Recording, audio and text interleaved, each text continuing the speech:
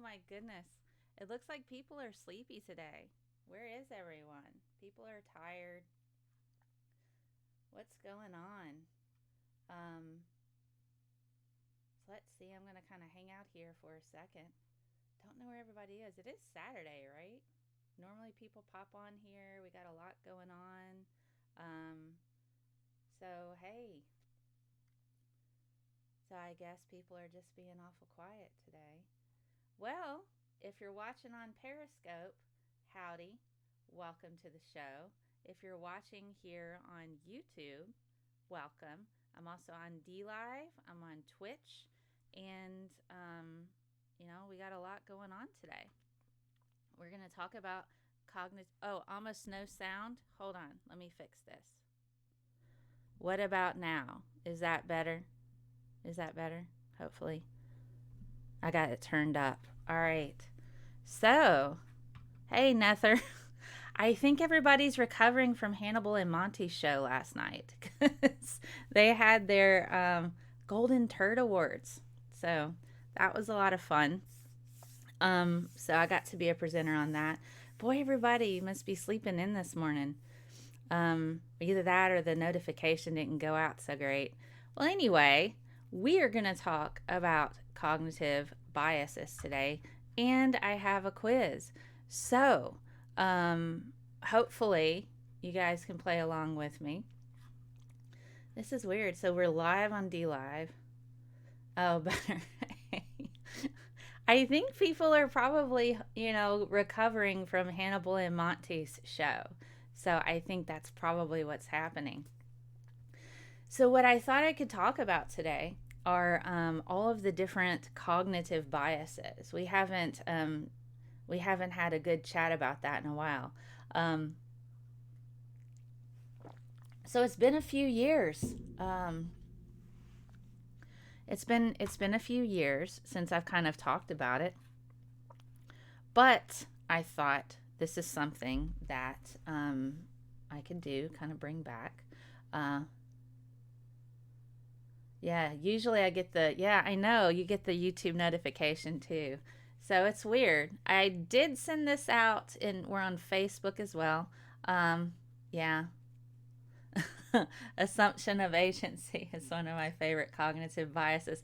I don't think I'm covering that one today, but I am covering a whole lot of others. God, it's so weird. So yeah, I don't know what's going on with YouTube and the notifications. It's pretty strange. Anywho, so there's about 20 cognitive biases that I think I'm going to cover today. And I have a quiz that we can play along with. So hopefully everybody hops aboard and gets involved. It'll be pretty cool. So yeah, it went all out on it went out on Discord. I put it out everywhere. So okay, well, fair enough. Let's go ahead and talk a bit about it. This might be a low key a low key chat today. All right. So, cognitive biases. What are the things that mess us up we think about? So, what is bias? So, for this talk, I'm going to discuss the different main types of cognitive biases. So, what are the things that affect your decision making? Why do people believe outright lies? How is it that people who are purposefully deceitful gain a following? So, cognitive biases certainly play a role in this. So,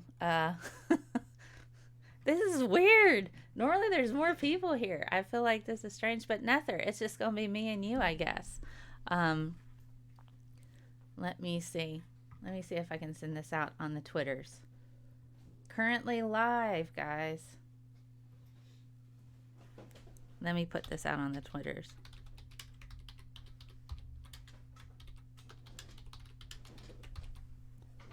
All right.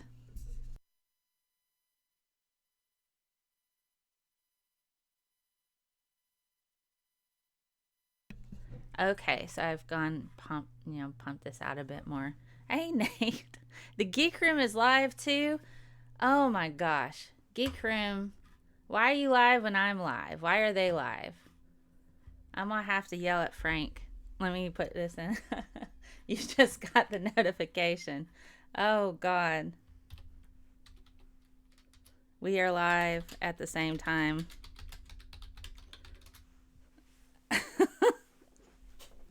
That's what's going on. So, all right. So the Geek Room is live at the same time.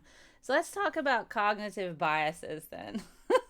I will have a very strong talking to with Frank saying, dude, this is my spot. Oh my goodness. All right. So cognitive bias. What the heck is this? So here we go. All right. So essentially what we're looking at is mistakes in reasoning. You have errors associated with your evaluation of certain things. It's very opinion based, it's belief based, and it's preference based. So cognitive biases, we tend to have multiple cognitive biases, and it's not necessarily a bad thing, but it can get bad if it goes unchecked. Sorry, wrong button. Oh boy. So what does this mean? Cognitive biases are kind of useful in that they can help us make quick decisions. It allows us to be able to develop different preferences. It's easy for us to make fast calculations when we're kind of on the fly and we got to get a decision made quickly. There is a lot of evolutionary value, and it's based primarily in survival-based decisions. So what does all that mean? So when we're looking at cognitive biases, there is quite a usefulness for that. So, for instance, one, if you're in a survival mode and you're in an unfamiliar part of town, and so you make quick decisions based on how can I be safe, or how can you behave a certain way? You know what I mean? So what can you do to minimize your risk for in the moment thing? So you might avoid large groups of people. So for me as a woman, if I'm in a part of town I'm unfamiliar with and it's dark and I see a large group of men around, I might make a quick decision, for instance, like what can I do to minimize my risk so I don't get hurt? Because a lot of women do that. I mean, that's kind of like what we talk about when we discuss like rape culture.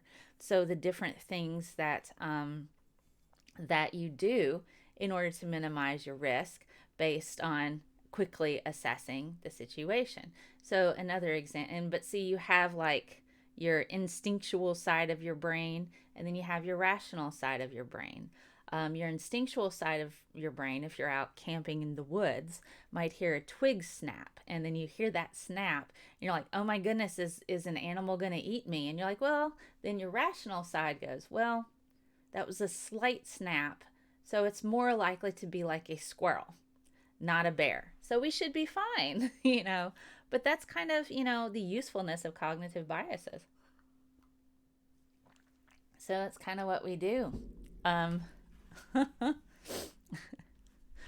So, oh my goodness. Let's carry on.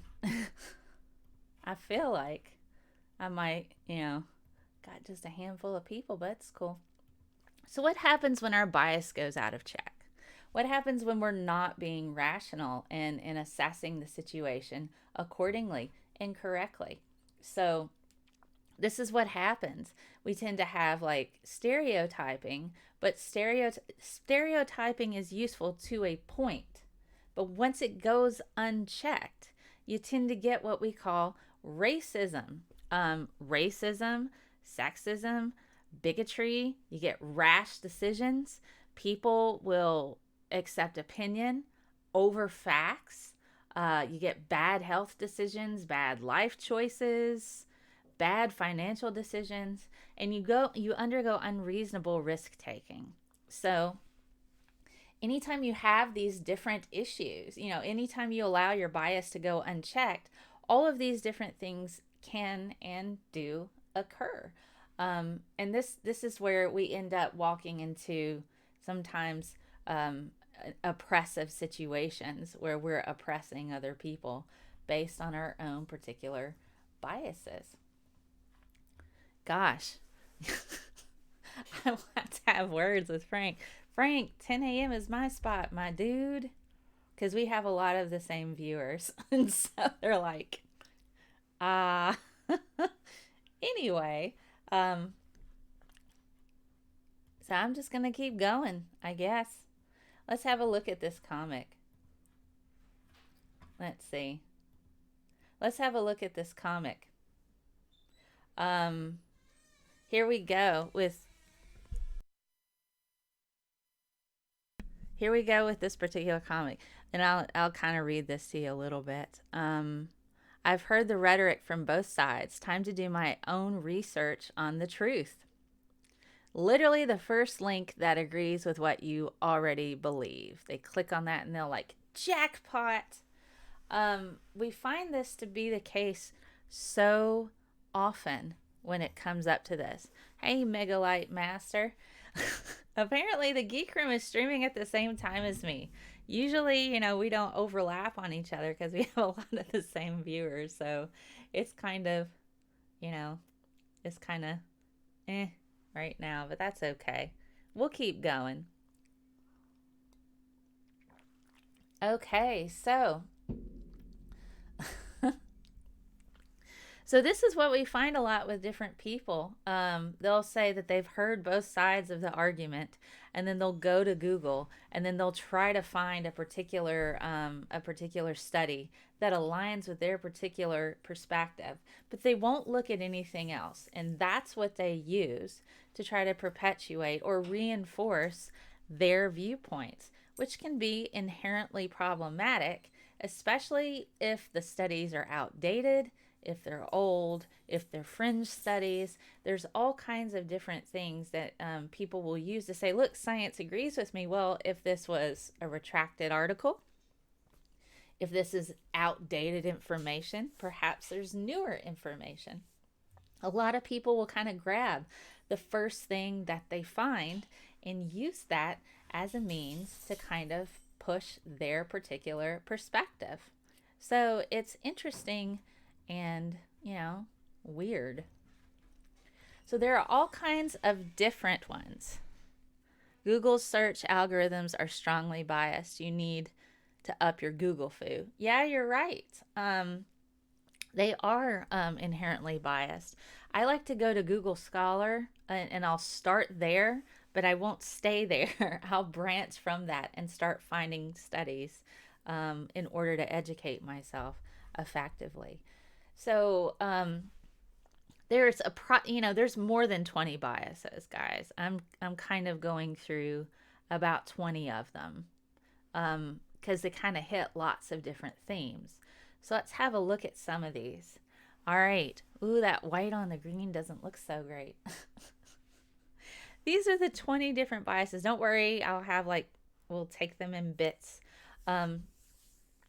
Anchoring bias. We have availability heuristic, bandwagon effect, blind spot bias, choice supportive bias, clustering illusion, confirmation bias, conservatism bias, information bias, the ostrich effect, outcome bias, overconfidence, placebo effect, pro-innovation bias, recency, salience, selective perception, stereotyping, survivorship bias, and zero risk biases. These are all like the main. There's more than this, guys. There's so many. Dunning-Kruger isn't even up here. Hello. How are you, Native Atheist? Nether's here. Nate's here. Megalite Master's here. We also have people watching on Facebook. Hello, Facebook folks. DLive and Twitch. Hello. We're talking about cognitive biases today. All of the things that play a role in the decisions and the judgments that we make. Our brains do all kinds of things. And so it's kind of important for us to have a look and keep some things in check, Sunk cost fallacy is also missing. Yes. So there's a lot. So I stick to kind of like these because some of these overlap. Like Dunning-Kruger often overlaps with overconfidence. And so if you're not familiar with Dunning-Kruger, you haven't been in enough skeptic forums because they throw that word around all the time. Dunning-Kruger. What is Dunning-Kruger, by the way? Dunning is a psychologist and Kruger is a psychologist. So Dunning-Kruger, together, they came up with a cognitive bias associated with people unable to recognize their own incompetence in a thing. They think they're competent, but they're not. Overconfidence is probably a subset of, or it overlaps a lot with Dunning-Kruger, and that's the one that I talk about here, where you're overconfident in your abilities. I think overconfident is you might have some ability in a thing, but you're overconfident in your skill in said thing. I mean, and so Dunning-Kruger, I think, is you're completely incompetent in a thing, but you think you're competent. So, but see, it's all kind of like, that's all a bit relative, isn't it? It depends on what your level of competence is and what you think. Okay, so what are these? These anchoring bias, availability heuristic, bandwagon effect, blind spot, and choice supportive. These are all different things here that are pretty cool. So anchoring bias. Anchoring bias is really, really important because, and this, you see this a lot on the internet, particularly when people are trying to get a story out first. This is where you're over-reliant on the first piece of information that you get, and you think the first bit of information that you get is accurate. This is what's called anchoring bias. So this is where you believe the first messenger with a particular perspective on a thing. So, an example, abusive people. They tend to rely heavily on anchoring bias because they will go and you have like an abuser. And this isn't necessarily a happy example, but the abuser will start to tell stories about the person they're abusing in order to formulate, to get you to be on their side of things. So they'll start feeding you information that's inaccurate about the person in order to sway your perspective to their side. This is what we call anchoring bias. The other person may not even know that this is happening, but people tend to have a bias to where they will believe the first thing that they hear. So if you have two conflicting perspectives and this person is bringing this perspective to you and it's, entirely incorrect, people tend to be more likely to believe that first initial bit of information before the others. So it's pretty interesting. So that's anchoring bias. Now, what about availability heuristic? Okay, that's overestimating the importance of information. So an example would be like anecdotal evidence. You could say, my grandmother smoked cigarettes for 20 years, never got cancer, 20, 30 years, whatever. Just throw a number there. Grandmother smoked for X amount of years, 2 packs a day, never got cancer. Therefore, I won't get cancer if I smoke. This is availability heuristic. You're overestimating the importance of your grandmother not getting cancer, even though she was exposing herself regularly to carcinogens. And also, secondhand smoke, guys, that's a thing, and that too contains carcinogens.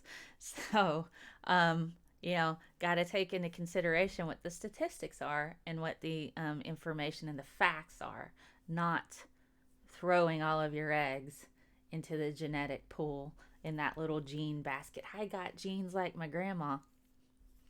Yes, but that's not how cancer works.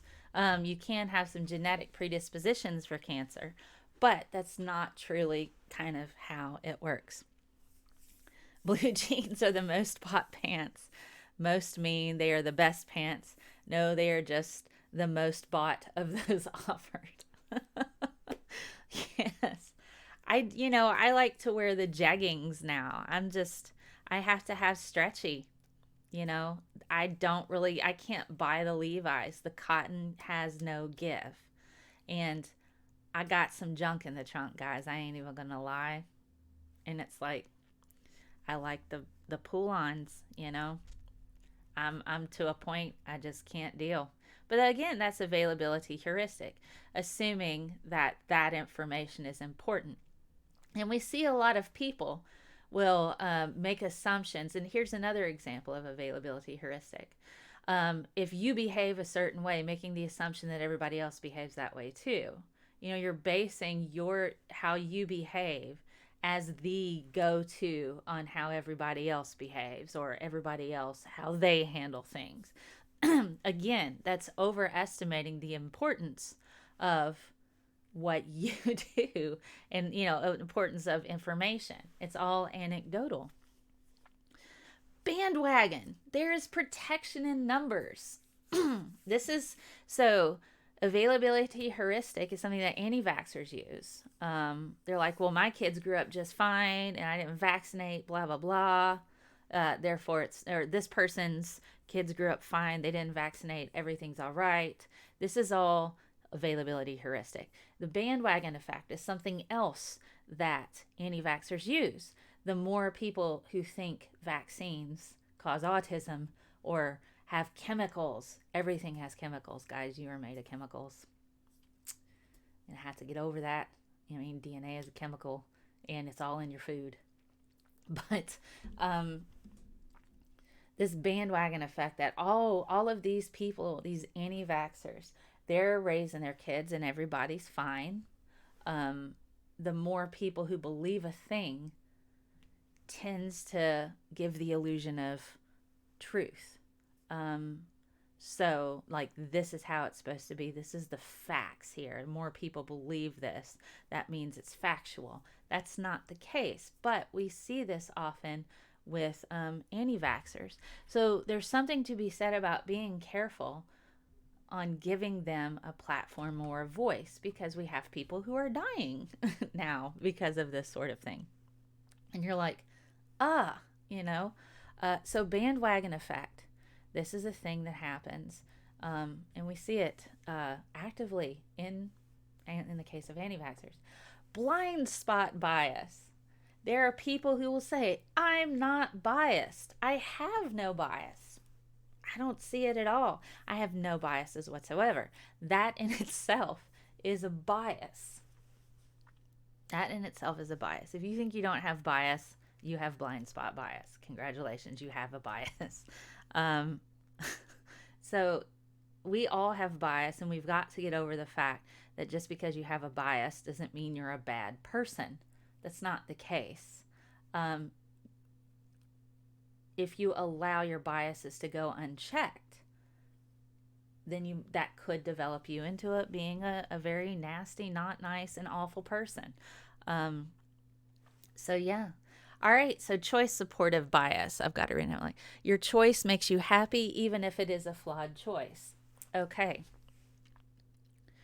This is pretty interesting. People could say, well, I'm sniffing cocaine. It makes me feel good. I'm happy when I'm on this drug. Therefore, this why can't you be happy for me? That's choice supportive bias. People who maintain friendships with toxic individuals, particularly when you're dealing with a narcissist. If you have a narcissist and they're I call them human tools, because that's how narcissists see people. It's not to degrade the victims of narcissists, but why do they stay? Why do victims of narcissists keep going back to them? They make them feel good. They're happy when they get the attention from the narcissist. So even though they're choosing to stay with an inherently toxic and probably abusive person, when they're there and they're getting that attention, it gives them a high. And so their choice is making them happy, even if it's a flawed choice. This is something that people tend to not, think about. So, yeah, I do have biases, and that's why I account for them when making decisions. Yes, absolutely, Nether. I have biases, and I have to account for them as well. And if you've gotten involved in any kind of science, biases will mess up your science quite a bit, and you have to recognize that you have them and overcome them in your different ways. But yeah, why do they stay? Why do people stay with toxic individuals? Well, when they're not toxic, they're freaking amazing and they make you feel good. So it's like you've gone through all of these problems with this person, and they're finally treating you the way that you like, and they're welcoming you back into the fold. And then they're like, "Oh, yay. I'm getting my attention and the things that I've always wanted from this person." But, it's usually temporary. But then they'll go like, "Why? I'm happy now." It's a flawed choice to stay in a toxic relationship or friendship or whatever with an individual, um, who's inherently kind of emotionally abusive at times. But when they're not, it's amazing, and I'm so happy. This is choice supportive bias, and something that people don't really think about. They don't see it as a thing. Oh, here are some things that will mess up your science, guys. These are some things that'll mess up your science. Hey, I heard a sound. I missed something. Ah, non-oozable man. Thank you for the subscription. That's Stephen Hawking. There's a video game online that you can play where it's scientists kind of fighting each other. It's kind of neat. I don't want to harp in on toxic relationships because that can be a derailing topic. Yes, up chief, fair enough. So yeah, it can be a problem, but that's all right. So here's all of the different biases that can mess up your science. Well, there's lots of them, but here's some notable ones. So clustering illusion. This is where we see patterns in entirely random events. Okay, so from a science perspective, if you're looking at data, you're trying to find trend lines, and you're like, "Oh, here's my trend line here," but they may not be. The data may not support what what you're trying to do. So because we want to see patterns in the data. If we see the patterns that we're looking for in the data, that's going to reinforce our hypothesis and further our research. But it may not be causation. We may not have that causation there. So scientists have to be careful to not fall for clustering illusion. We can see this with gambling.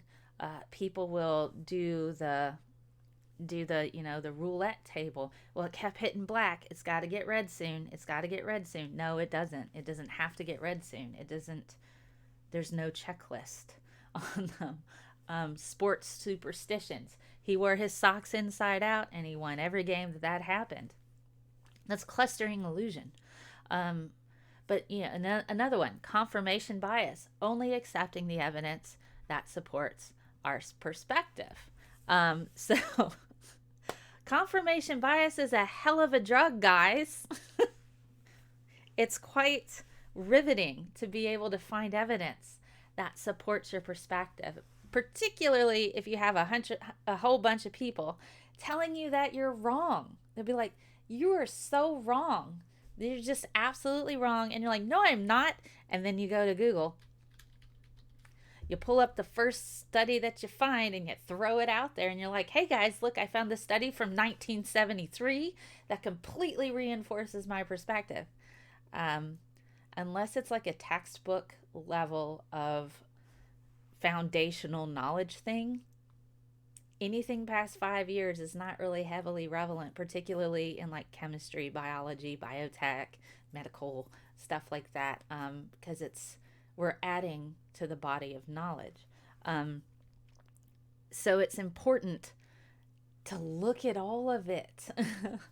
But there are people who will get studies put in front of them, and there's lots of research to show that people will only accept evidence if it reinforces their perspectives. Because and if it's a deep seated perspective, then and you have evidence to counter something that they've believed their entire lives, then you get something called cognitive dissonance, and that's painful. That's really, really painful.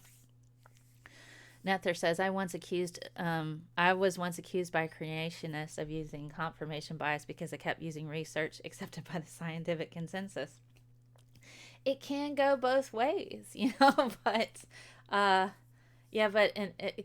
it's widely accepted with evidence in the scientific form. But see, a lot of people don't understand what you go through when you're trying to get a thing published. It's not the same as just, I'm going to just publish this paper and people are going to read it. It has to undergo peer review. And I've talked about this on my channel before. You have to jump through so many freaking scientific hoops in order to get it in a publication. And if it's retracted, your career is pretty much over in science. You don't want that.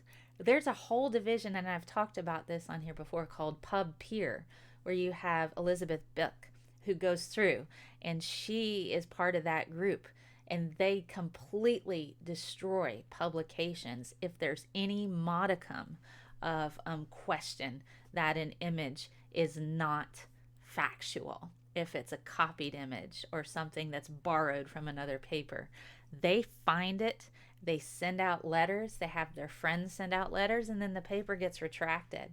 It's a pretty fierce thing, but it's necessary. Okay, Chief says, have you read Albert Schweitzer's Philosophy of Civilization? I haven't. And then Upchief says, it's a nonfiction book about culture and how it affects man as an individual to the whole. I will have to check that out. Thank you so much for that recommendation. So yeah, it's translated from German, and I absolutely love the book. It was written long ago, but still relates to today. Well, that's awesome. I will have to check that out. Thank you for that recommendation. All right, let's see. Conservatism bias. This is deadly to science, guys. We have always done it this way. That's conservatism bias. It's also deadly to society in general, particularly when you talk about politics and legislation. When you have new information that comes out, and you're finding out that a thing is actually oppressive and harmful, probably not a good idea to keep doing it that way. You know what I mean? So if you go through and you have, let's see, conservatism bias. So examples of this, slavery was a thing. They've always done it this way, but it's horrible. It's absolutely horrible and unacceptable. And also, when you're talking about, if you were to have that come over to science, anytime you have new technologies developed, and it's building on previous knowledge, it makes your life easier. Like when we started to get to where we can build proteins based on amino acid sequences, instead of having a person do it, we can eliminate human error by having a machine do it for us and build our protein for us overnight. It's amazing. So we have to kind of get over this conservative bias. Yes, I do have a Discord. Thank you, Nether, for sharing that. I do have a Discord. So, let's see. All right, let's talk about information bias. Too much info is not always good. So when people go on Google or WebMD and start Googling their different symptoms, they can have cancer, AIDS, a cold. It could be any combination of those things. So it's like too much information is not always a good thing, particularly if you're a person who doesn't know how to filter what's important information and not. That can be a thing. Let's see. Scientist Mel's Discord. Hey, Dinah Cat Loves Me. How are ya? Native atheist. I'm talking about cognitive biases here. I don't really address anything like that on my channel, but I appreciate your question. So, anyway, moving on with cognitive bias. So, ostrich effect. Let's see.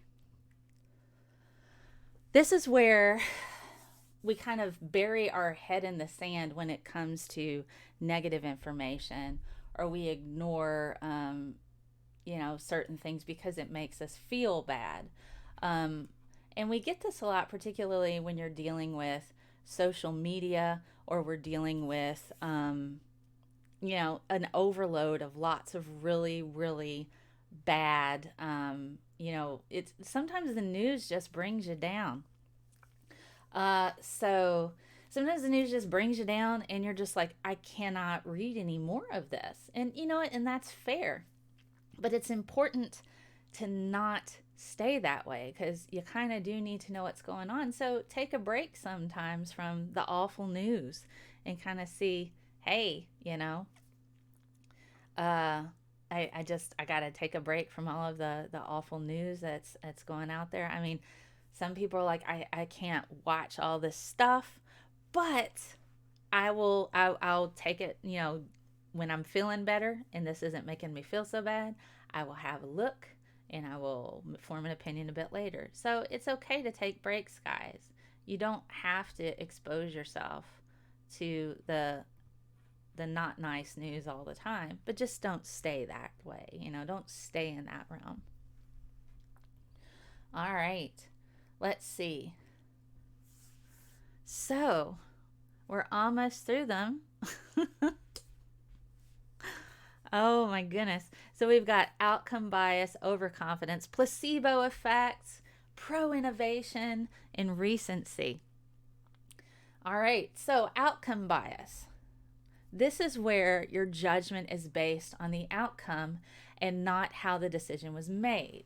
So, for instance, if you were gambling and you managed to hit the jackpot and you've got all of this money coming in, you might have been, historically a problem gambler. Let's say it's a problem gambler.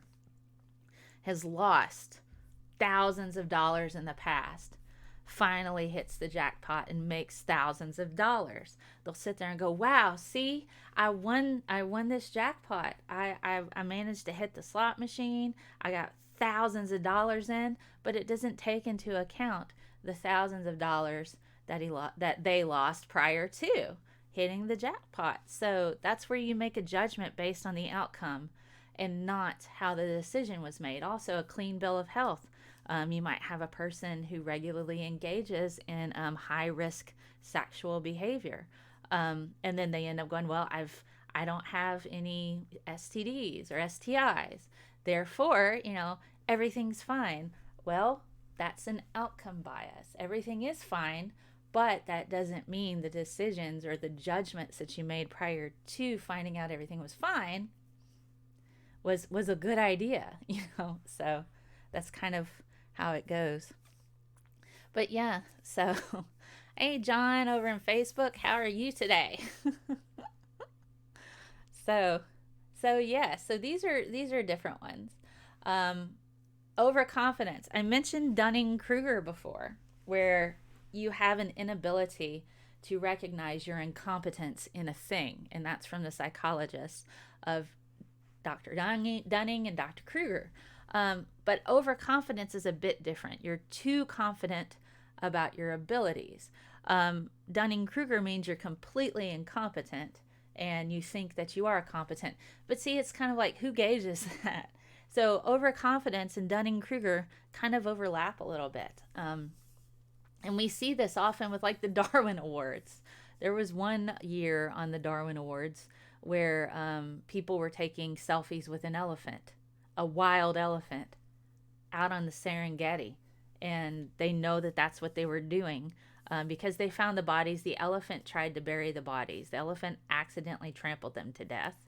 And then the elephant seemingly tried to bury the bodies. And how they know they were taking selfies with a wild elephant is it was on their phone. Overconfidence in your abilities, or overconfidence in that this elephant's not gonna trample me.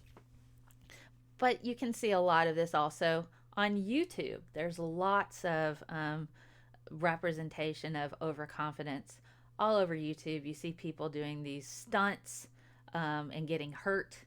So it's kind of like, and then you have also people who misrepresent, or they'll think that they know a lot about a thing, and then they'll kind of show, when they start talking to somebody who's knowledgeable in the thing, it starts to show that, a bit of overconfidence there. So yeah, not all things that end well are well. That's true. You're right, Nether. So what about the placebo effect? Well, this is a thing that we see also in science, also in homeopathy and all kinds of other things. This is where you have something. They think, if it makes me feel better, it means it's actual medicine. No. Actual medicine does something different, quite differently than, drinking water with the memory of molecules. That's not even a thing, guys. You cannot detect. It's just the stuff that they put in homeopathy is undetectable by any instrumentation in any level. If you look at any of those papers they have, we're like, look, we were able to detect the memory of this molecule. No, it's all noise. It just looks like a kid scribbled all over their the data from their spectrophotometer. Spectrogram. Is it spectrogram? Oh boy. But there you go. But they'll think, because this makes me feel better, it's actual medicine. Now that's the placebo effect. It does alleviate symptoms for a little bit, but it's not permanent. Medicine actually does molecular stuff, and you can detect it, you can show it. And so when you're dealing with drug trials, they have to show that there's a considerable increase of patients having less symptoms than somebody with a placebo effect in order to definitively prove that yes, it's definitely doing what it says it's doing. So yeah. Oh, thank you, Up Chief. Enjoy your weekend, and I appreciate you sharing the book. Awesome. And thanks for checking us out on DLive. But there you go. So then we've got pro-innovation bias and recency. So pro-innovation, this is where you're overvaluing the usefulness of a thing. So it's new and improved doesn't always mean useful. We kind of see this with apps, with phone apps, to where they say, well, this is the new improved version of such and such, and this particular app, it's going to read your palm and give you all kinds of stuff about your life, or it's just because something is new and is out there doesn't mean it's useful. So pro-innovation is a lot of advertisers and companies will use this to say this new shiny thing is going to make your life so much better. You should totally do this. I think one of the apps that I saw, there's an app that will go through and figure out what all of your subscriptions are, and it charges you, and then they'll cancel them for you. So it'll charge you to cancel your subscriptions for you from stuff that you can just do if you just took some time and looked it up. Now, if you're a very busy person and you don't have time to cancel your subscriptions, okay, pay somebody else to do it for you. Fair enough. But is that something that most people really need? Is that really? Oh, you love my mug. Thank you, Up Chief. So it's like, is this a thing that people actually need or not? Is it useful? So we kind of see that with pro-innovation bias. But what about the others? Barney from HIMYM, new is always better.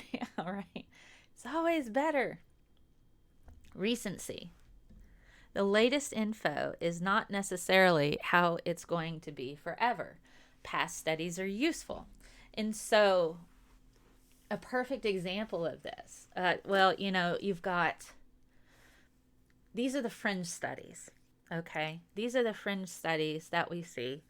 The latest info on a thing where we'll see a new behavior or a new drug is behaving a certain way in mice, completely reverses their Alzheimer's disease.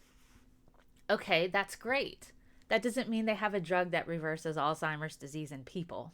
So the latest info isn't necessarily how it's going to be forever. That particular drug may not go anywhere. It may prove promising in mice. Those are mouse models. They don't know how much a larger dose would be in people. I mean, maybe it has alternate effects in people versus in mice. So the latest info isn't necessarily the info that's going to be the one that they go with. Past studies also are still useful. And you can go and there's certain medications that they find are good for other things as well, not just the thing that they initially studied them for. So past studies are important as well. So let's see. New publications are interesting, but you only see how good it is once you see the reproduction. Right, you're right, Nether. Citation and refutations. It takes time to see how reliable a finding is. Yes. So it's like the breast cancer test that I worked on. I don't know if anybody else is going to take our grassroots thing and expand on it, but it showed early detection of exosomes, of cancer exosomes in the bloodstream, which is a higher gold standard than what they use currently in the hospital. Is anybody, with more money gonna pick up that idea and run with it? I have no idea. I just know we were able to detect smaller things than the size of cells, little packages that they sent out for their metastasis on how cancer spreads. We're able to detect that using this test. But will anybody else build on it? I have no idea. No clue. It's promising, but is it going to be reliable? Can we do it in a high throughput situation? What if we were to apply other things to it? It's just you don't know. So recency, you got to kind of see how it goes over time. Don't put too much weight in brand new stuff that you read. The last little bit we got here: salience, selective perception, stereotyping, survivorship bias, and zero risk bias. These are the last little bits that we're going to cover, and then we're going to talk about cognitive bias in general. And then I have a quiz, guys. I have a quiz, and we'll see how you do. And if you want to, you can hop in my Discord when it's time for the quiz and be one of my contestants. And over in the live stream voice chat, you can hop over in that Discord. I'll link to there here in a bit, and I think there's a link to my Discord in the description, and also somebody popped it up on the YouTube thing. So here we go. Let's talk about these. All right, so salience. This focuses on the most easily recognizable features. So it's kind of like romanticizing death as this poetry type of thing. you might see death as, like, a plane crash or something, or getting a car wreck, or you may not see it as, oh, I'm just going for, a jog and then I end up having a stroke and I die. You don't see it as, you just focus on the most recognizable features associated with that, and kind of romanticize it a bit, not really seeing the broad view of it, just like, oh wow, but poetry, we like poetry, it's nice. Selective perception. These are expectations that influence what we see. So you're finding fault in an opposing group and not in your own group. We see this a lot in, for instance, sports.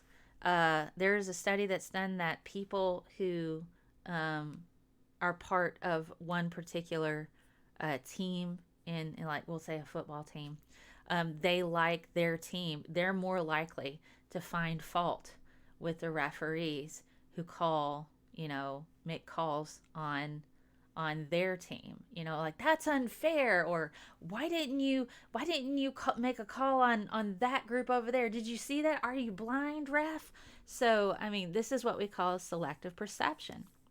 And it's kind of a little bit of tribalism involved here. That's a word that gets thrown around a lot, to where you'll see more fault and you'll look for fault more in an opposing group than in your own group. And so it's really important to recognize your own group isn't going to be free from faults. But that's kind of the human condition, isn't it? So,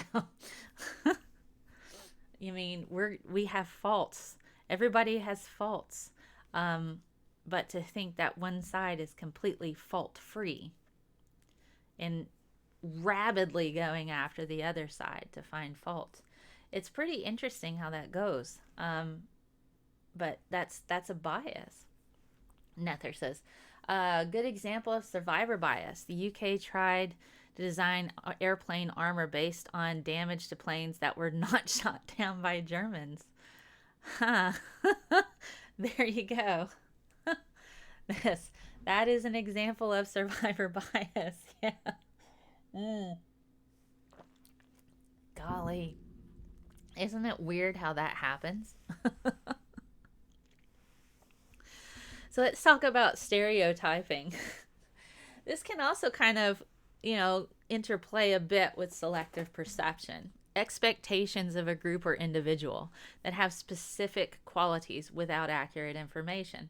To just stereotype a group of individuals based on certain qualities, and not getting the full account, or getting all of the information that you need, accurate information associated with the group. So an example, we know that gangs in inner cities tend to wear certain colors. And so a quick snap decision, like I was mentioning before, if you're around in a part of town where you think there might be gangs, you're not certain, and you see a group of kids or gang members or adults, I'm not up to speed on the ages of gangs, but having used to have been a high school teacher, usually starts middle school and up. That's when they start recruiting. But you see a bunch of young people wearing similar colors, you might think, oh, they're gangs. But they may not be. They may be inner city kids that are just playing a little bit of soccer. They just finished their little out playing, a soccer game or something. So you make these expectations associated with a group without having all of the information. That's what we call stereotyping. Now, if it's meant for a quick snap decision, like, well, I don't know if it's a bunch of kids that are playing soccer, if they're a gang. Okay, well, I'm going to just mind my own business and keep going. But when you use that as a means to oppress another group, and you make the assumption that every single group of young people who wear similar colors are gangs, that's where you get into a problem where you're allowing a bias to run unchecked. So that's really kind of a big issue for that sort of thing. Um, and that's kind of what we see with stereotyping. Some stereotyping is, good for quick decisions, but if it's allowed to run unchecked, you end up with stuff like racism and sexism and all the different types of isms that go along with that. But there you go. All right. Survivorship bias. Here you go, Nether. Basing judgment on surviving examples and not the ones who failed. So survivorship bias, as you mentioned, with the airplanes that weren't shot down by Germans, that's the armor we use. Well, did it repel the bullets? Or were they just lucky and didn't get hit? That's kind of where you run into that. Also, this idea that, and I often talk about this when I'm talking with people about the importance of being wrong. It's really important to be wrong, and it's really important that you fail. And so many people associate being wrong and failure with weakness, and that's not the case at all. So with survivorship bias, you'll see a study that comes out. Look, this new and improved technology or diagnostic test will detect certain disease a lot sooner than the previous versions. And that's fine. And you're like, wow, this is amazing. But what you don't see is like the 10 years that it took before they made this test. Or if they come up with a new finding in quantum physics or something, you don't see all of the failed experiments that occurred prior to this one happening. You don't see all that. You just see what the end result is. And that's kind of also an example of survivorship bias. You're like, well, this makes sense. Why didn't they come out with this sooner? Well, there was 10 years of failure, or at least 5 years of failure, and then another 5 years to get it working right, and then possibly another 5 years to get it through the FDA. You know what I mean? The armor designs would have reinforced armor on non-critical parts of the plane while doing nothing to armor the systems that, if hit, prevented planes from making it back. Yes, that's correct, Nether. I agree with you. Alrighty. So let's talk about zero risk bias. Comfort and certainty. Cognitive dissonance is a thing, and people have, it's painful. They don't like to have their beliefs questioned or shaken. If something that's a deep-seated belief, they don't like to have that, and it's painful. There's also comfort in zero risk. So people will eliminate risk even if it's not productive. And one thing to associate with this is medical decisions. We could blame Big Pharma a little bit for their super ridiculously scary sounding side effects from their commercials that they're required to report, when really, why are they advertising their drugs? In the 80s, I believe Reagan allowed this back to where drug companies could advertise their medications to the general population. And it's, in my opinion, if they didn't spend all that money on advertising, then drugs wouldn't be so expensive. That would be one reason. There's many reasons why they are, but that would be one reason why.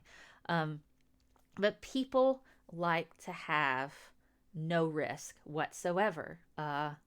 They like that. They worry about stock market. They worry about taking risks, even if it betters their lives. They worry about that. They don't want to lose. And so this is where, there's comfort in that 100% I'm not going to get hurt situation. And so zero risk bias, you end up with people who can be shut-ins, who don't leave their house because they're afraid to walk down the street. What if I get hit by a car? I can't do this or I can't do that because there's risk associated with that. And it can go unchecked too. Um, so there you go. So-called evolutionary psychiatrists often fall into survivor bias. Yeah, that's fair. That's certainly a fair comment. So, so what are we talking about with all of these cognitive biases? Well, it kind of comes down to this. Biases are not individual. They're not exclusively individual. You can group them together, and I think we've kind of been demonstrating that here. For an example, you might have a little bit of availability heuristic mixed with some overconfidence. So you're way too confident in your abilities, and you're putting a lot of weight in anecdotal evidence. And then you may think that you don't have any biases at all. So an example would be that, like, no one in my family has Alzheimer's. My doctor doesn't know my family. We don't get sick that way. Um, that's an example of overconfidence. You're being more overly confident than your doctor. You've got availability heuristic. No one in my family has Alzheimer's. And then you're like, we don't get sick that way. You're clearly got a blind spot bias going on. You could have the bandwagon effect associated with confirmation bias, and we see that with anti-vaxxers. They get larger in numbers because they associate the more people who believe a thing, they equate that as fact, and that's not the case. And then confirmation bias. This one study by that guy this one time, and the CDC has chemicals. Look, they talk about it, but that doesn't mean, that mean that it's you're presenting facts here. So yeah, the Monty Hall problem comes to mind. Says Nether. Math says your chance of winning is higher, taking the chance. Yet most people will not change their pick, seeing it as a risk. Yes, I mean, fortune favors the bold, guys, right? Is that Shakespeare? Fortune favors the bold. You have to be willing to take that risk. Going to college. I'm back in academia, and so I see people who are afraid to go to college. They're like, I'm gonna have to put more time into this. I might have to cut back my hours at work.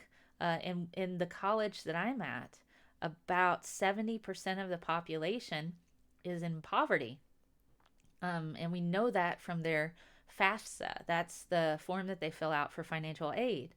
And so the vast majority of people that go to this particular college are poverty line.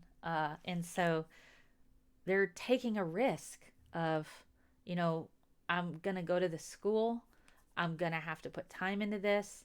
And is this going to cut into work hours? But I know if I work in a particular program, I can get a better job and make some more money and bring myself out of poverty. So that's one of the goals that this college has. And I'm so proud to be a part of that, is that I get to help these people overcome this fear of that risk. I'm afraid I can't do this, So I'm actively fighting all kinds of cognitive biases in my work where I'm like, I got you.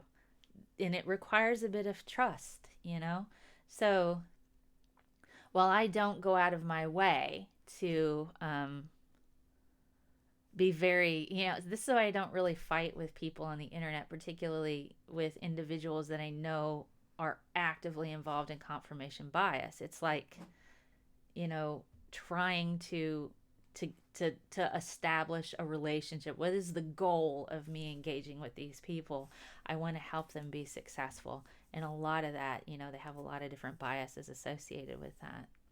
Let's see. Heretic says they don't necessarily see it as a risk, but as the higher risk of disappointment of changing their decision. then the result comes in that your original choice would have been right. Yeah, there is a fear associated with that. All this time that I put into it, is this going to come out the other side? And so they're worried about student loans. I have massive student loans, and I tell them, and they're like, I'm afraid I'm going to have to get student loans because, I'm going to have to either quit my job, and I'm going to need more than just grant money. I'm going to have to get student loans in order to support myself, which is something I had to do. Um, but then I say, because a lot of these people are afraid of losing their house, their car, and stuff, I'm like, they can't repo your brain, guys. They can't repo your brain. Um, and so I try to make, my example, because I grew up almost, just borderline poverty, single parent home. Uh, we almost lost our house a couple times. Eating fish sticks and macaroni and cheese, man, those were our staples.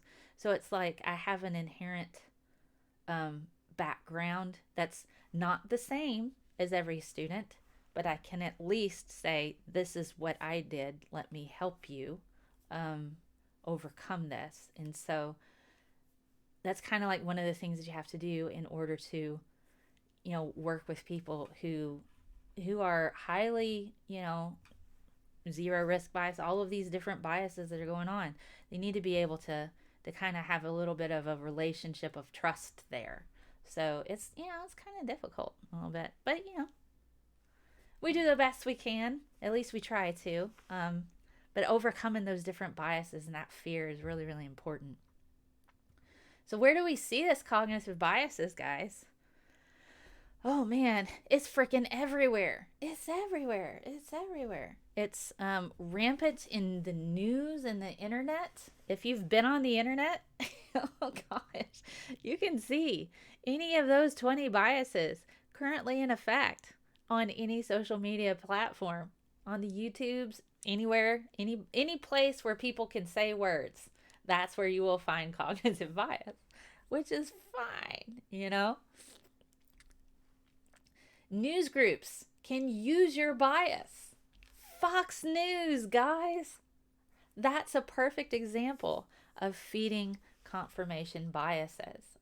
Fox News, that's all they do. They just confirm people's biases and it makes them feel good. So that's why they watch it. It doesn't matter if what they're saying is horrible. There are people who will be like, this aligns with my beliefs, therefore I feel good watching it and I'm not so alone now, And then it's just like, that's what it does.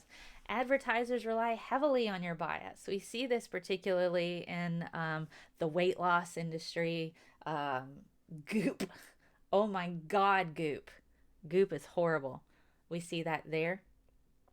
And people in power use your bias to keep you afraid, in order for them to make decisions. Let's see. Nether. Student loans are so effed up in the U.S. They are. I can confirm.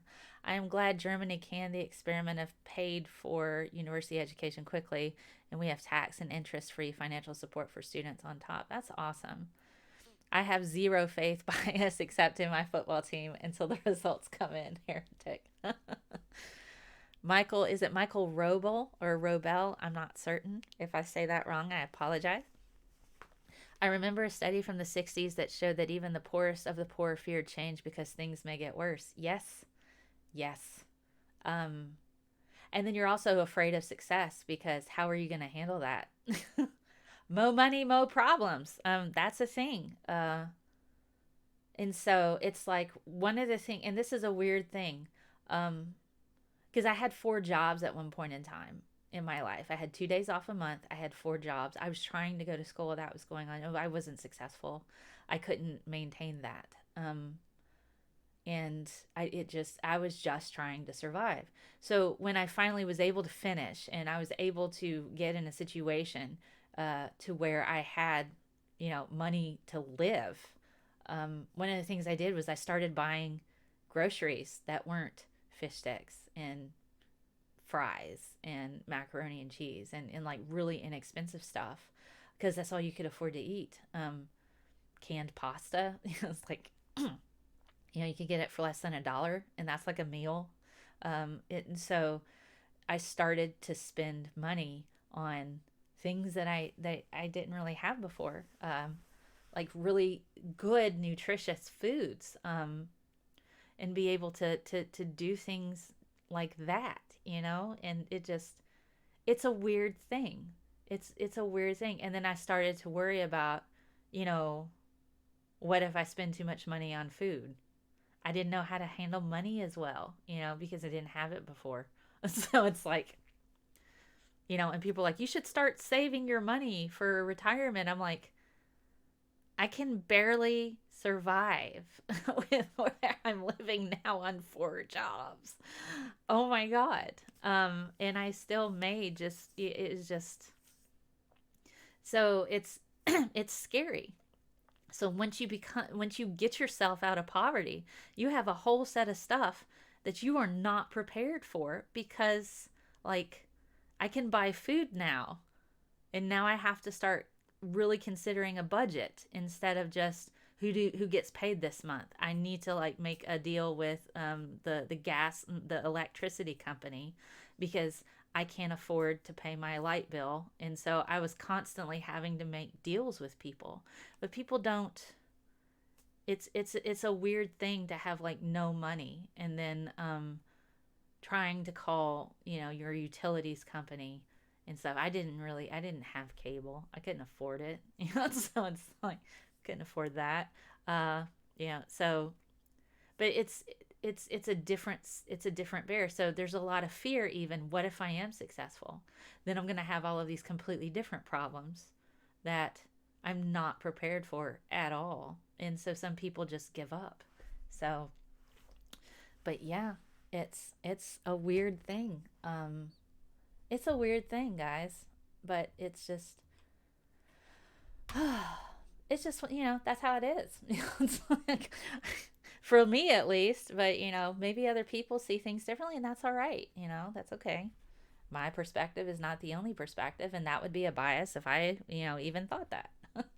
But hey, so what are we saying? All right, so everyone has bias. Everyone has bias. It's really easy to spot other people's bias. I mean, it is. It's really easy. But it's harder to spot your own. You can point out, it's like, oh my gosh, that's racist, or that's sexist, or oh my gosh, you're so biased. There's just evidence right in front of you and you're completely ignoring it. Oh my God, that's not what science says. But it's easy to spot other people's bias, but sometimes it's harder to spot your own. Scientists use instrumentation and peer review to overcome this bias.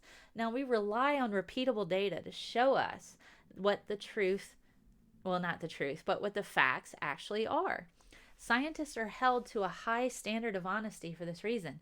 We have to address our own biases. So it requires a lot of self-reflection that, a lot of other people who are not familiar with the process may not engage in that. So it's all kinds of different things, So what do we do to limit bias? Guys, don't forget, we're going to have a quiz here in just a bit. We've had a pretty good chat, even though it's just me.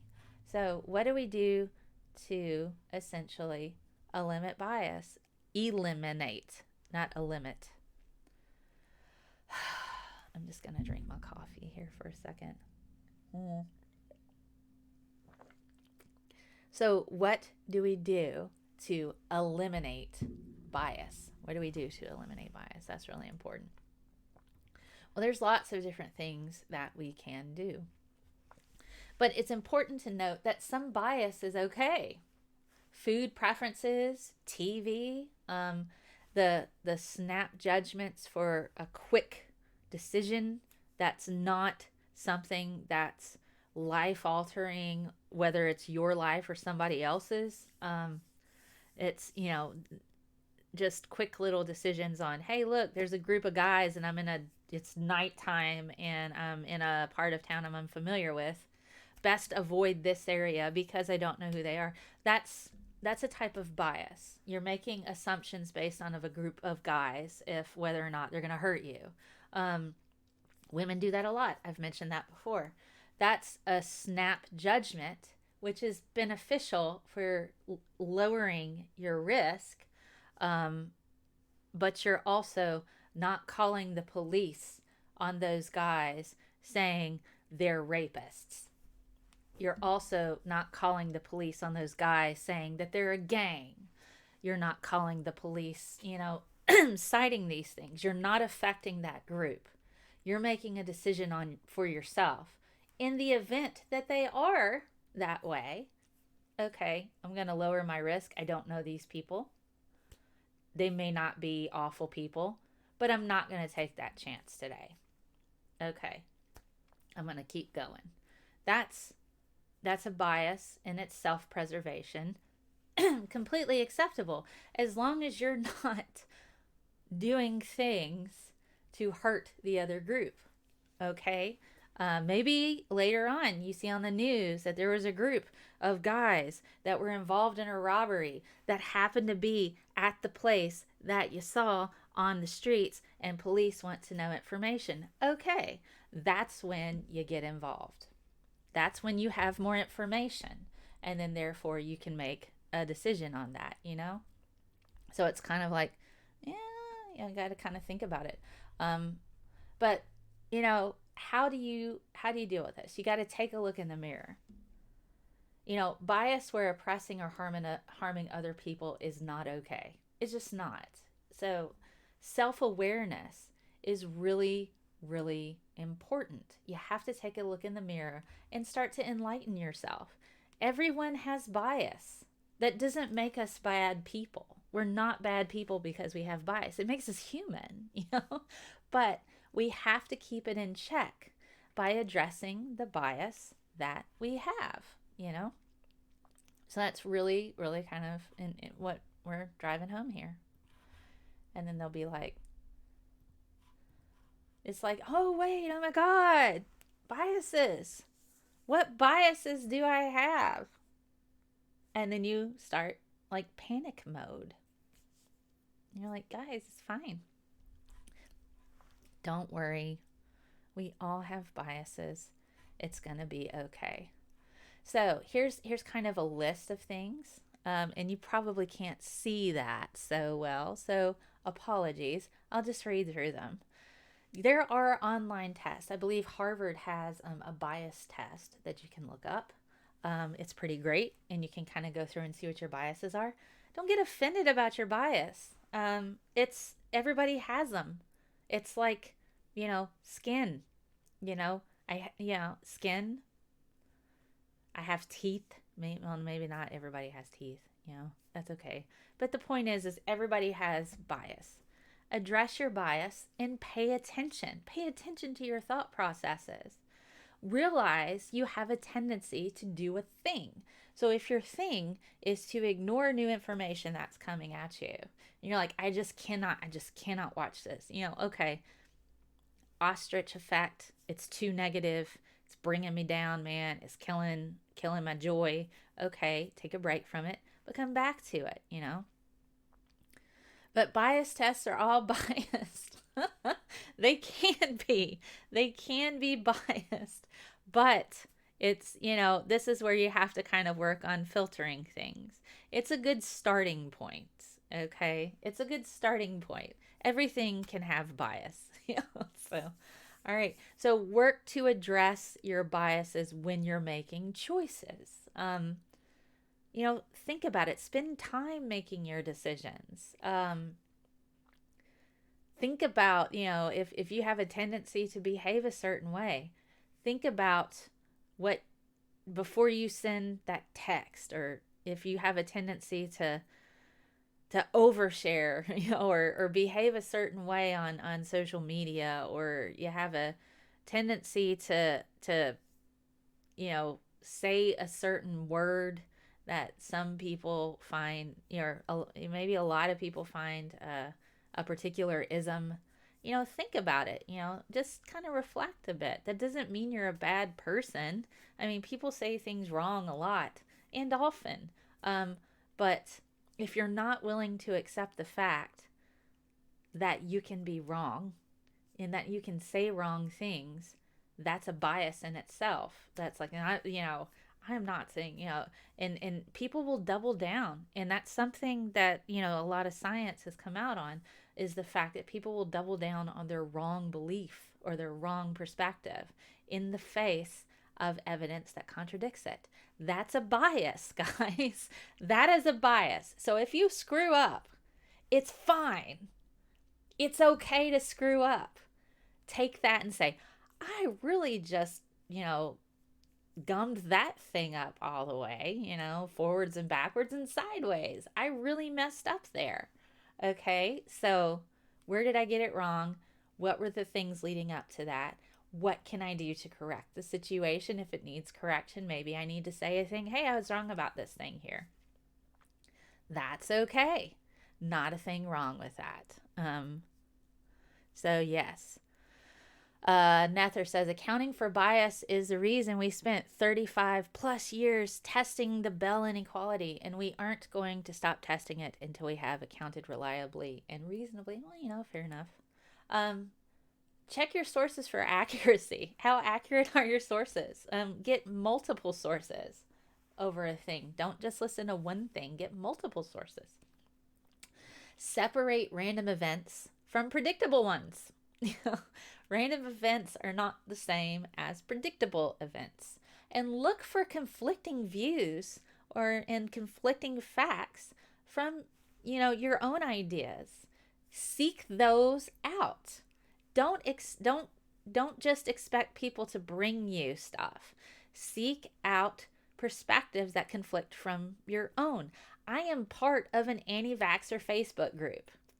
And you might ask, why? Why, Scientist Mel, are you part of an anti-vaxxer Facebook group? And it's to learn, to see the conflicting and opposing views, to better understand why that's a thing that's happening. Okay? So I will look at what they have to say, just to try to understand a bit more. It doesn't always, you can always go about it that way. To say, I want to learn about a thing, so let me go and look for things, conflicting views and facts from my own. That's really important, because it also helps us understand, that kind of brings some understanding. So I'm kind of wrapping up here, but I want to do a quiz, guys. This is what cognitive bias is: mistakes in reasoning, errors in evaluation. They're opinion-based, belief-based, preference-based, and some of these things are fine. It's okay to have some biases. It's useful for an evolutionary, aspect for snap decisions, but not all the time. Not all the time. We need to, moderate the way that we think. We all have bias. So how do we do that? Check your sources. Learn from your biases. Seek opposing views. Take your time and go to experts. This is what we're dealing with, people. This is what we do. All right. So I think, I think it's quiz time. Are you guys ready for a quiz? I am ready for a quiz. We can just play along in the chat, and you can get extra points. So those of you who are here playing along, you're going to get some extra points for our quiz. Gosh, we're like an hour and a half.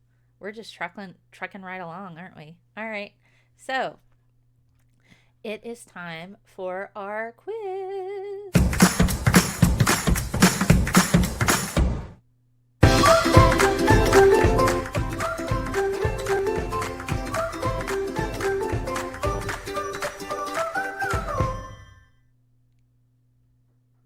Yay! All right. Sorry, that was a bit loud. I noticed that, and I tried to turn it down as soon as I could. So let's play our quiz. Let me turn this down.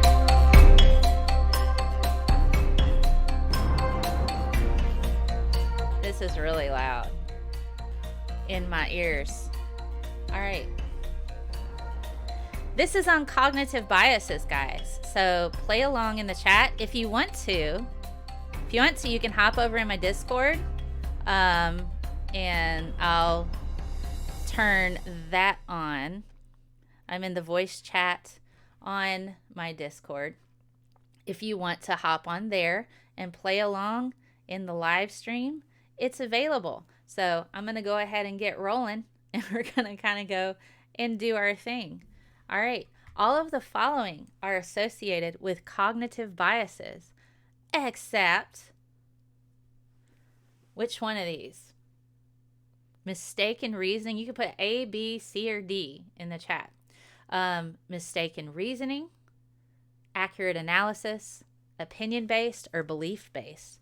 Which one of these is not associated with cognitive bias, do you think?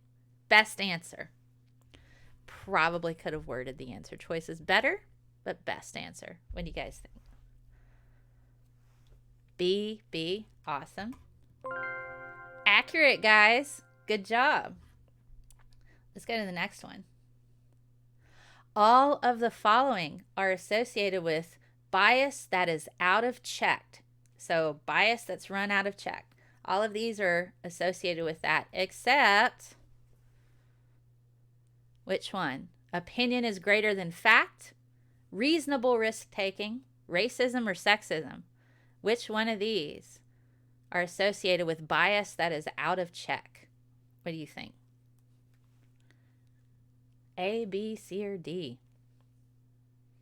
If your bias is out of check, which one of these is not related to that? We all have bias. Keep that in mind. But when it's not under control. Yeah, B from Heretic. What do you guys think? I'll give you a second. My opinion is more important than facts. Is that it? Maybe. Yeah, B from Nether. Michael says B. Alrighty. Reasonable risk-taking. Reasonable risk-taking is not associated with bias that is out of check. That means you being all right. You got it. It's good. Which cognitive bias is associated with judgment based on the outcome and not how the decision was made? Outcome bias, recency, overconfidence, or drunk bias? Guess which one's the joke one, guys? I have a joke answer in here. Drunk bias is probably a thing. Judgment based on the outcome and not how the decision was made. Oh, goodness.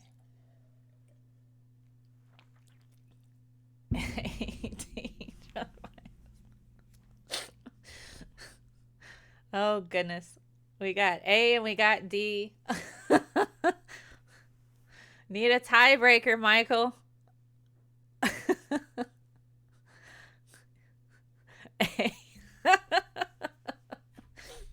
It is outcome bias. I mean, it's like right there. That was like test taking skills right there, wasn't it? All right. The cognitive bias that suggests if it makes me feel better, it is actual medicine is which one of these? Placebo effect, salience, goop is ugh, or selective perception? Which one do we think? What do you guys think?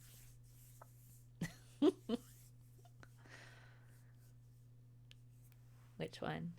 Which one do we go with? If it makes me feel better, it is actual medicine. Which particular bias is that? What are you thinking?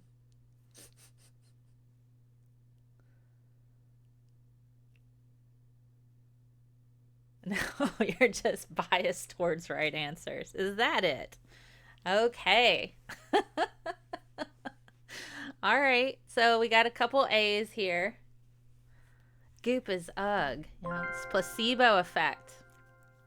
Good job, Michael, Heretic, and Nether. You guys are killing it.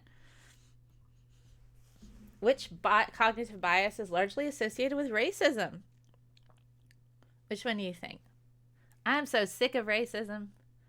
stereotyping, survivorship bias, or zero risk bias. I am sick of racism. That is a thing. I am sick of it. But which one of these biases is associated with it? Largely. There's multiple biases associated with racism, but which one do you think? We got a couple B's. All right. Cool. What do you think? Anybody else going to chime in? I could play the music again, but it for whatever reason comes through really loud on these. Okay. Mel has bias towards B. Probably. That's probably accurate. I am sick of racism still being so prevalent. Yeah, me too. I have bias towards B. Stereotype. Because I wrote the quiz, heretic. I wrote the quiz, so it's my fault. The Dunning-Kruger effect is a I spelled cognitive wrong. I wrote this quiz this morning. Cognitive bias. The Dunning-Kruger effect is a cognitive bias where people who are incompetent at something are unable to recognize their own incompetence. Which other cognitive bias is similar to this? Conservatism bias, overconfidence. Literally, YouTube is filled with it. Or clustering illusion. What do you think?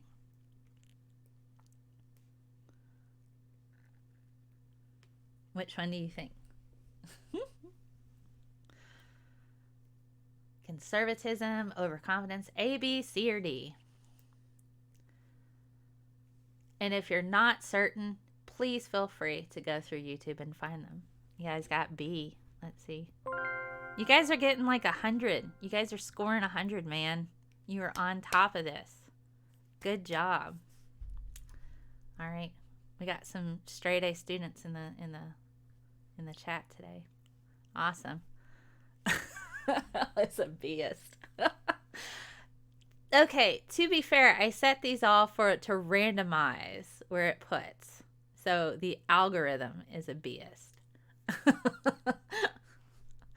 Anti-vaxxers engage in confirmation bias, availability heuristic, and often grow in numbers, recruiting others, largely because of blank.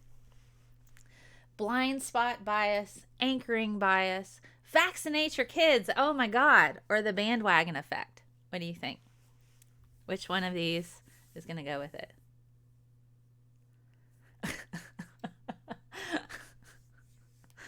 Oh, today lots of bees are right. The bees are always right. They're the ones that make the honey, right? That came out of nowhere, but it's fine. Lack of intelligence or verification. Oh boy. Heretic wants to fill in an answer. Let me just fill it in. He's D. That is correct. The more people who believe a thing, the more the more people who believe a thing, the more it's perceived as being fact. So that is a thing. The blank bias is associated with overestimating the importance of information and often is anecdotal. Beware the honey. You guys are doing great. So the blank bias is associated with overestimating the importance of information and often is anecdotal. Availability heuristic, anchoring, choice supportive. I do like stories. Anecdotal stories are fun, but they're not statistics, are they? So which one of these is associated with anecdotes? Choice supportive, anchoring, availability heuristic. I do like stories. Well, I can click on that. We can see what happens. That's not it. We've got Nether said C, choice supportive. That's not it. Heretic says A, availability heuristic. That's often anecdotal. Choice supportive, if we want to remember, choice supportive is, this makes me feel good, therefore it doesn't matter that the choice is flawed. Availability heuristic is placing information on, like, importance of my grandmother smoked cigarettes for 30 years and didn't get cancer. Therefore, I won't get cancer. That's overestimating the importance of information. That was, it's okay. We got it. We got it in the end, right? Nobody is failing this class. It's okay. The following are ways to overcome cognitive biases, except which one of these do you not do to overcome your cognitive bias? Check your sources. That's A. Learn your biases. That's B. Seek Gwyneth Paltrow. That's C. Or D. Go to experts. Which one of these do you not do if you want to overcome a cognitive bias? Which one do you think? Just put B. You won't fail. You won't fail at learning what your biases are. If I do that, you gotta learn your biases, but you could totally not do that. But yeah, seek Gwyneth Paltrow. Don't do that. That's a very bad idea. She doesn't know anything. How do scientists overcome bias? All of these, yay! Multiple experiments, instrumentation, peer review. This should be pretty easy, guys. This should be pretty easy. Which one do you think? What do y'all think?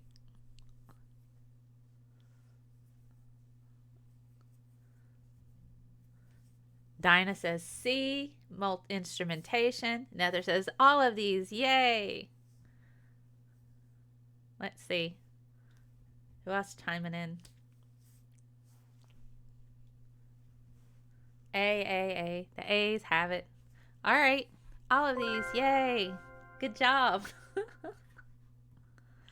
Thanks for playing. And that has been trivia. We've got our trivia down. You guys did a really great job. I'm proud of you.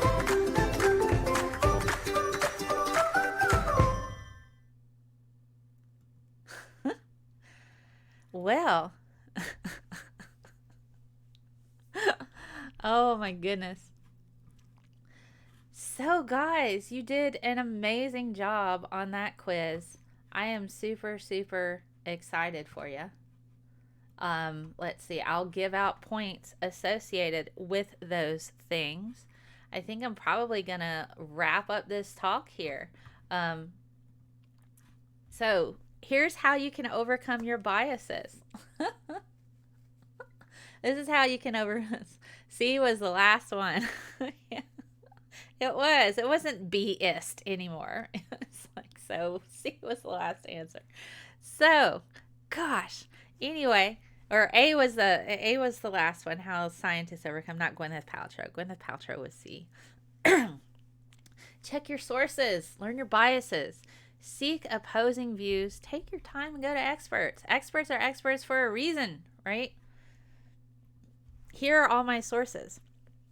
And this is actually, this particular talk is already available on my website, scientistmel.com/resources.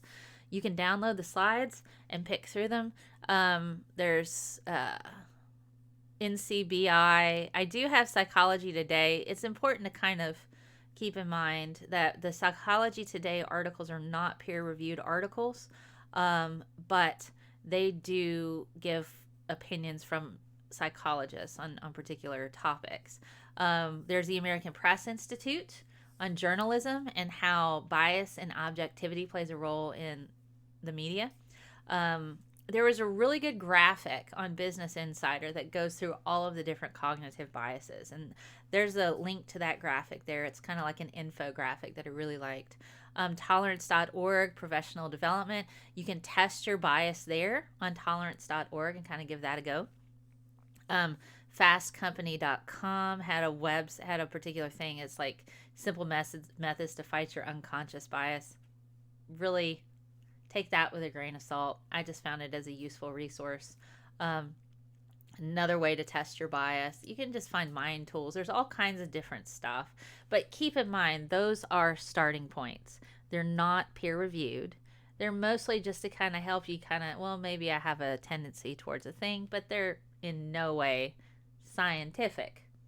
Just to kind of help you self-reflect, because in order for you to identify your biases, you need to learn what the biases are, and you need to pay attention to yourself, because that's what it's going to come down to. It's scientistmel.com, not scientistmel.wordpress.com. That's not around anymore. But you can find me on YouTube. Like, share, and subscribe. I'm on Facebook. I have a Patreon. If you can throw a couple bucks at me each month, that's useful. I'm on Twitch and DLive as well. And you can find me all over the place with all of those things. All right. So, I don't have anything else, guys, and it's almost been 2 hours. Gosh, normally I don't. But cognitive bias is a pretty hefty topic, and there's a lot of information that's associated with that.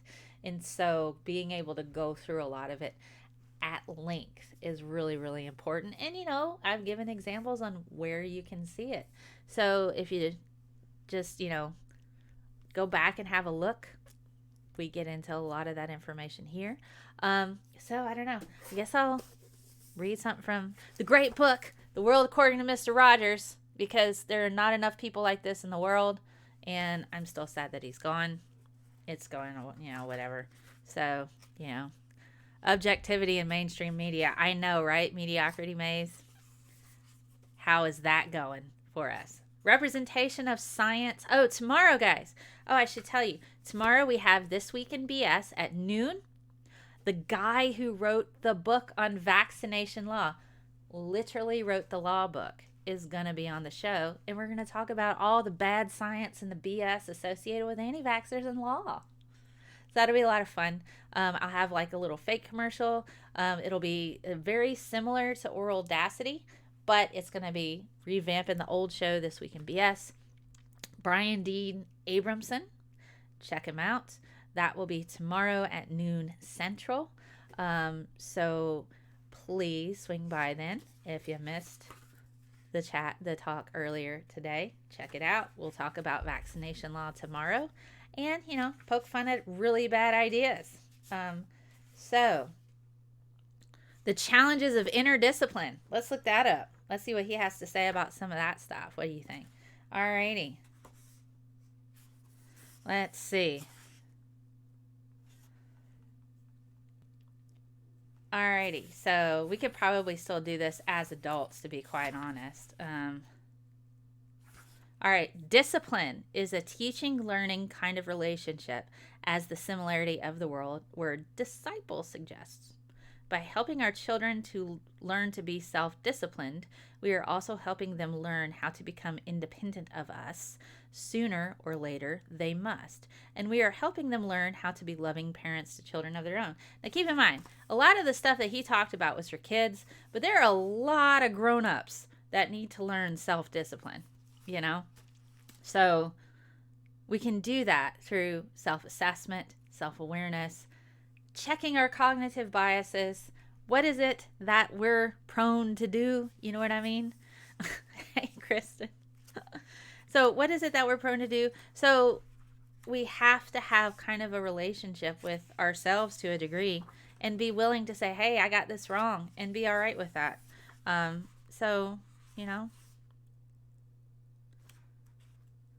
There are times all during life when we need the inner resources to keep ourselves busy and productive all by ourselves. Yeah, self-reflect. It's really freaking important, guys. Anyway, so I guess I'm going to end with this and say tomorrow, noon Central, This Week in BS. Brian D. Abramson is on. Next month, I have a really cool lineup. I've got Dr. Leah Torres on to talk about abortion, reproductive rights, along with Nate Brody, talking about the latest legislation that's coming out associated with that. So that'll be a really good discussion on This Week in BS.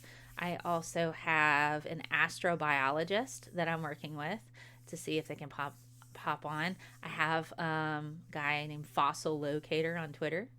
That's his whole job, is to do the fossil things. So that'll be awesome. So we'll get to talk about all the myths and poke a little fun at the bad ideas and the bad science associated with fossils. So watch this space.